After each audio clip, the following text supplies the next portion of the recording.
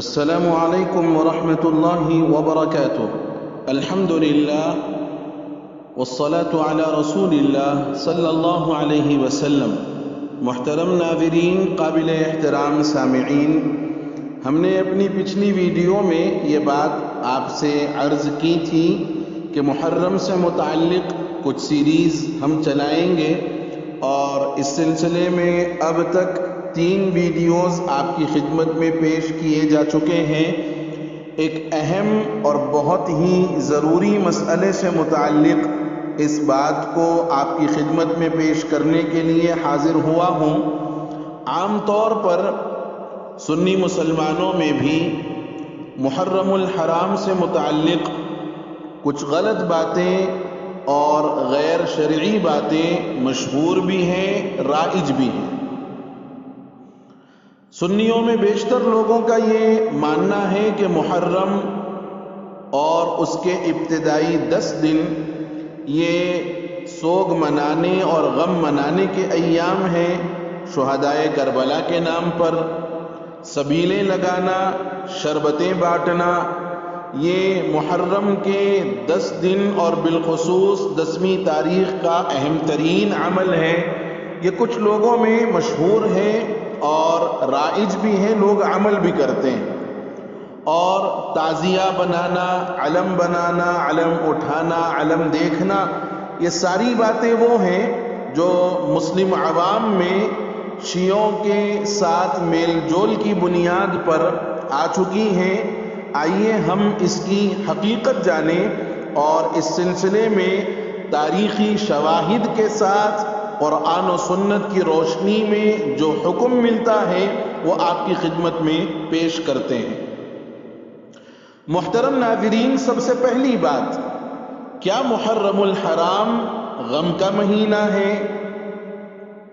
اور محرم میں غم منانے کا کیا حکم دیا گیا ہے؟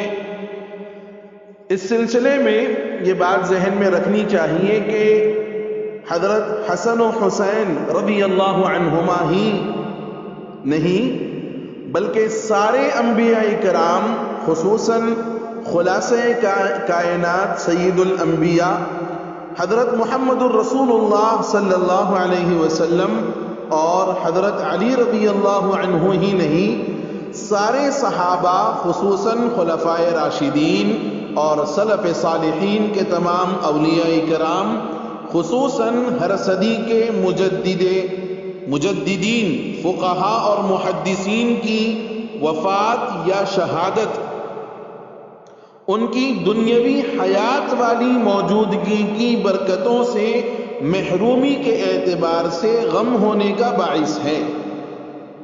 اس بات کو اچھی طرح سمجھیں کہ ان کی دنیاوی حیات والی موجودگی کی برکتوں سے محرومی کے اعتبار سے غم ہونے کا باعث ہے، لیکن قرآن و سنت رسول کے حکم کے مطابق انتقال کے بعد بیوی کے لیے 4 مہینے 10 دن اور دوسرے لوگوں کے لیے 3 دن سے زائد غم منانے اور ناجائز طریقوں پر اظہار غم کرنے کی اجازت قطعاً نہیں ہے۔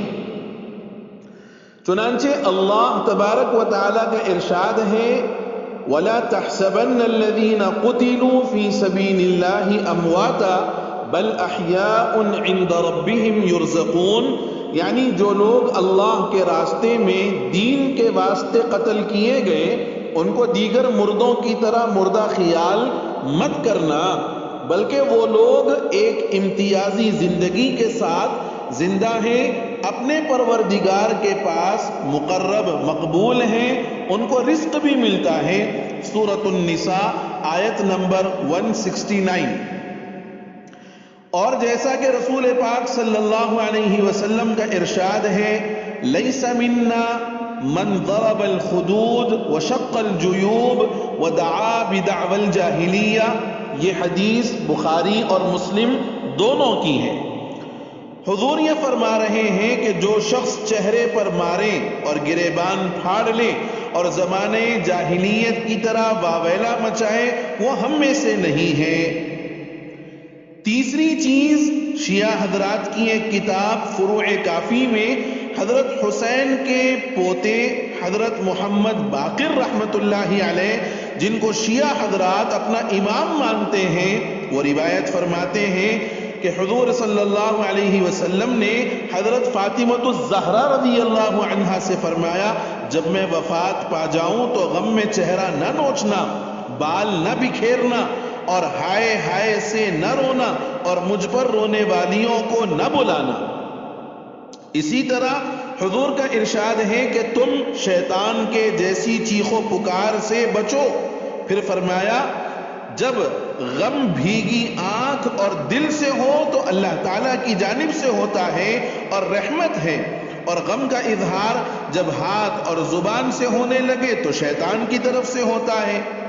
شیعہ حضرات کی ایک کتاب ہے لا یغفرہ الفقیہ میں لکھا ہے کہ حضرت علی رضی اللہ عنہ نے اپنے ساتھیوں کو یہ سکھایا کہ تم کالا لباس نہ پہننا، تم کالا لباس نہ پہننا کیونکہ وہ فرعون کا لباس ہے، کیونکہ وہ فرعون کا لباس ہے۔ یہ روایات، قرآن کی آیت اور حضرت علی رضی اللہ عنہ کا وہ فرمان، یہ سب یہ بتانے کے لیے ہے کہ غم منانے کا کوئی حکم نہیں ہے، اور اظہار غم کے لیے کوئی خاص کپڑے اور خاص چیزوں کا اہتمام کرنا یہ شریعت کا حکم نہیں ہے، یہ لوگوں کی خود ساختہ ایجادات ہیں۔ آئیے اب دوسرا ایک اہم مسئلہ، علم اور ماتمی جلوس، اس کا آغاز کیسے ہوا، ہم اس پر بات کرتے ہیں۔ حضرت علی رضی اللہ عنہ کے بعد حضرت حسن خلیفہ ہوئے، آپ کے ساتھ ہی وہی مسلمان نما یہودی ایرانی عبداللہ ابن سبا کو ماننے والی جماعت کے فریب خوردہ لوگ تھے، لیکن چونکہ حضرت حسن کا رجحان صلح کی طرف تھا، نیز آپ کو آپ کے والد حضرت علی رضی اللہ عنہ اور خود آپ کے ساتھ ایک سے زائد بار کی گئی کوفہ والوں کی بے وفائی کا تجربہ ہو گیا تھا، اس لیے آپ نے اہل شام یعنی حضرت معاویہ رضی اللہ عنہ سے مصالحت کر لی، اور عبداللہ ابن سبا کے فریب خوردہ لوگ آپ کو حضرت معاویہ کے خلاف جنگ پر آمادہ کرنے میں کامیاب نہ ہو سکے۔ قاتلان حضرت حسین بھی دراصل کوفہ کے یہی سبائی عبداللہ ابن سبا مسلمان نما یہودی ایرانی کے ماننے والے نام نہاد شیعان علی تھے، اور حضرت حسین رضی اللہ عنہ کو خطوط لکھنے والے ہی میدان کربلا میں دشمن کی فوج کے سردار تھے، جو حضرت حسین کے مقابلے میں فوجوں کی کمانڈری کر رہے تھے۔ الغرض حضرت حسین رضی اللہ عنہ انتہائی مظلومانہ انداز میں شہید کر دیے گئے، جس کے 2 سال بعد یزید بھی سن 63 ہجری میں اپنے کیفر کردار کو پہنچا، لیکن عبداللہ ابن سبا کا یہ فتنہ اب بھی ختم نہ ہوا۔ سبائیوں کی خارجی پارٹی جنہوں نے حضرت علی سے بغاوت کی تھی، ان میں سے ایک شخص مختار بن عبید ثقفی بھی تھا۔ یزید کے بعد موقع پا کر سبائی شیعہ پارٹی میں آ ملا اور شہادت حسین پر بہت غم و غصے کا اظہار کیا اور عوام میں مقبولیت حاصل کر لی۔ جب لوگ خوب گرویدہ ہو گئے تو خون حسین کے انتقام کے نام پر ان کو جمع کر کے سن 64 میں کوفے پر قابض ہو گیا اور غم حسین کی پالیسی کو خوب رواج دیا۔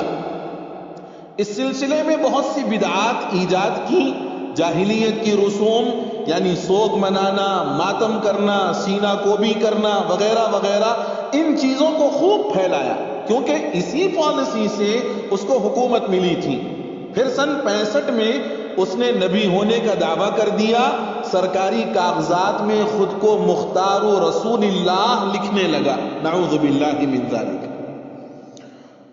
اسی اثنا میں ایک شخص طفیل بن جعدہ، جب اس کو تنگدستی اور مفلسی نے ستایا تو ایک تیل بیچنے والے کی پرانی کرسی کو بنا سنوار کر اس نے مختار بن عبید ثقفی کے سامنے پیش کیا اور کہہ دیا کہ یہ حضرت علی کی کرسی ہے۔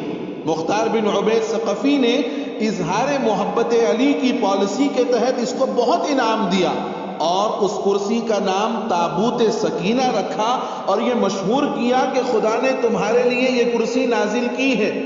پھر اس کا جلوس بڑی دھوم دھام سے نکالا اور لوگوں کا اس سے ایسا عقیدہ قائم کر دیا کہ وہ اس کرسی پر منتیں مانگنے لگے۔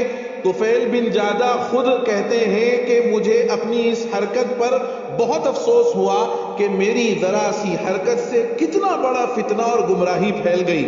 اعمش حمدانی رحمت اللہ علیہ جو اسی زمانے کے بزرگ ہیں اپنے ایک شعر میں فرماتے ہیں کہ میں قسم کھا کر کہتا ہوں کہ تمہاری کرسی ہرگز تابوت سکینہ نہیں ہے۔ میں گواہی دیتا ہوں کہ تم ایرانی یہودی عبداللہ ابن سبا کی ماننے والی امت ہو۔ مورخین نے لکھا ہے کہ مختار بن عبید ثقفی ہی نے شیعان علی میں علم تعزیہ داری کی رسم جاری کی تھی، جس سے یقین ہوتا ہے کہ یہی کرسی تعزیوں اور علموں کی اصل بنیاد بن گئی۔ پھر معیز الدولہ وزیر اعظم خلیفہ مطیع اللہ سبائی شیعی نے بغداد میں بزور حکومت عشرہ محرم یعنی محرم کے ابتدائی 10 دنوں میں نہایت دھوم دھام سے رسم ماتم کو جاری کیا اور تبرہ یعنی خلفائے راشدین صحابہ کرام ازواج مطہرات کے متعلق گستاخانہ باتوں کا نام عید فم غدیر رکھا، جس میں خوب ڈھول باجے بجائے گئے، خوشیاں منائی گئیں، کیونکہ اسی تاریخ میں حضرت عثمان غنی رضی اللہ عنہ کو شہید کیا گیا تھا۔ سن 352 ہجری کے شروع میں اس نے حکم دیا کہ 10 محرم الحرام کو غم شہادت حسین منانے کے لیے تمام دکانیں بند کی جائیں، شہر و دیہات کے تمام لوگ ماتمی لباس پہنے اور علانیہ نوحہ کریں، عورتیں بال کھولیں، چہرے سیاہ کر کے، کپڑے پھاڑے ہوئے سڑکوں بازاروں میں مرثیہ پڑھتی ہوئی نکلیں۔ بیشتر شیعی عوام نے اس حکم کی بخوشی تعمیل کی، مگر اہل سنت اور زندہ ضمیر منصف مزاج شیعہ حضرات دم بخود خاموش رہے۔ پھر سن 353 میں اس نے سنیوں اور ہر شخص کو بھی بالجبر حکم دیا کہ وہ بھی ان کاموں اور جلوس میں شریک ہوں جس پر فساد اور خونریزی ہوئی۔ اس کے بعد بیشتر عوام شیعہ نے ہر سال اسی حکم کو بجا لانا شروع کر دیا۔ ظاہر ہے کہ یہ سب کام جو مختار بن عبید ثقفی اور معیز الدولہ نے کیے یا کرائے، اسی مسلمان نما یہودی عبداللہ ابن سبا کی سبائی تحریک سے تعلق رکھتے ہیں۔ یہ فتنے عراق عرب میں پھیلے جس کی سرحد ایران سے ملتی ہے، لہذا بعد میں سرزمین ایران ہی ان فتنوں کا گہوارہ بن گئی اور آذربائیجان، اصفہان، طوس، قلع الموت، خراسان ان فتنوں کے مراکز بنے۔ سبائیت کی شاخ اسماعیلیہ اور اثنا عشریہ کا فتنہ ایران میں سب سے زیادہ پھیلا۔ ایران بد مذہب سلطنتوں کا 1000 برس تک پائے تخت رہنے کی وجہ سے سبائیت، شیعیت، رافضیت کا عظیم الشان مرکز بن گیا۔ مختار بن عبید ثقفی اور معیز الدولہ کے پیدا کردہ یہ فتنے ایران سے ہندوستان پہنچے۔ چنانچہ منصور عباس نے عمرو بن حفص کو سندھ، سابقہ ہندوستان اور موجودہ پاکستان کا سرحدی شہر، وہاں کا گورنر مقرر کر کے بھیجا۔ ہندوستان میں یہ پہلا شخص ہے جو عبداللہ ابن سبا کا یہ فتنہ اور بیشتر شیعی عوام کا یہ غیر منصفانہ موقف اپنے دماغ میں لیے ہوئے ہندوستان آیا۔ اسی کے زمانے میں عبداللہ اشتر محمد بن عبداللہ کی طرف سے داعی بن کر سندھ آیا۔ گورنر مذکور نے اس کی دعوت کی، پوری تائید کی۔ پھر 358 میں 358 میں سبائیت کی ایک شاخ کرامتہ جب عراق میں کامیاب نہ ہو سکی تو ایران اور ہندوستان کا رخ کیا، حتیٰ کہ 365 میں ان کی حکومت ملتان جو موجودہ پاکستانی شہر ہے وہاں قائم ہو گئی تھی، اور کشمیر میں ایک شیعہ رافضی شاہ میر قلندری صاحب نے اس تحریک کو خوب پھیلایا۔ نیز بابر بادشاہ کی مدد کے لیے ایران سے جو 70,000 فوج ہندوستان آئی تھی وہ سب شیعی اور رافضی تحریک سے متاثر تھی۔ پھر ہمایون نے جب شاہ ایران سے مدد طلب کی تو اس میں بھی سب کے سب سپاہی اور فوجی شیعہ رافضی تھے۔ گجرات اور دکن میں تقریباً 6 بادشاہ ایسے ہوئے ہیں جو پوری طرح شیعہ رافضی سبائی تحریک کے علمبردار تھے۔ جنوبی ہند میں ایک عرصے تک سبائیوں اور شیعوں کا اجتماع رہا، پھر یہی سب لوگ 1016 میں حیدرآباد میں آ کر بس گئے۔ شمالی ہند میں لکھنؤ بھی عرصے تک شیعیت رافضیت کا مرکز رہا ہے۔ امین الدین خان نیشا پوری کا پورا خاندان شیعیت رافضیت سے وابستہ تھا۔ اسی خاندان نے جو عرصے تک یہاں حکومت کرتا رہا بدعات میں مزید اضافہ کیا۔ سب سے پہلے آصف الدولہ نے لکھنؤ میں امام باڑہ 1213 ہجری میں بنوایا اور غازی الدین حیدر کی بیگم نے امام العصر کی چھٹی منانا ایجاد کیا اور موتی محل کے قریب نجف اشرف یعنی حضرت علی رضی اللہ عنہ کا فرضی مزار بنوایا۔ پھر اس کے بیٹے نے سب سے اول کربلا بنوائی، پھر محمد علی شاہ اور امجد علی شاہ نے امام باڑے بنوائے، پھر واجد علی شاہ نے مرثیہ خانی کو خوب ترقی دی۔ یہ سب سبائی شیعی رافضی عیش پسند امراء تھے۔ ان لوگوں نے جو کام کرنے تھے وہ کر دیے، لیکن اب قیامت تک کے لیے آخری خدائی فیصلہ یہ ہوا کہ یہ باطل پرست اپنے سینوں پر خود اپنے ہاتھوں سے پولیس کے پہرے میں بقول حضرت علی رضی اللہ عنہ فرعونی لباس میں پیٹتے رہتے ہیں۔ یاد رکھنا چاہیے قتل حسین اصل میں مرگ یزید ہے، قتل حسین اصل میں مرگ یزید ہے۔ اسلام زندہ ہوتا ہے ہر کربلا کے بعد۔ آمین۔ والسلام علیکم ورحمۃ اللہ وبرکاتہ۔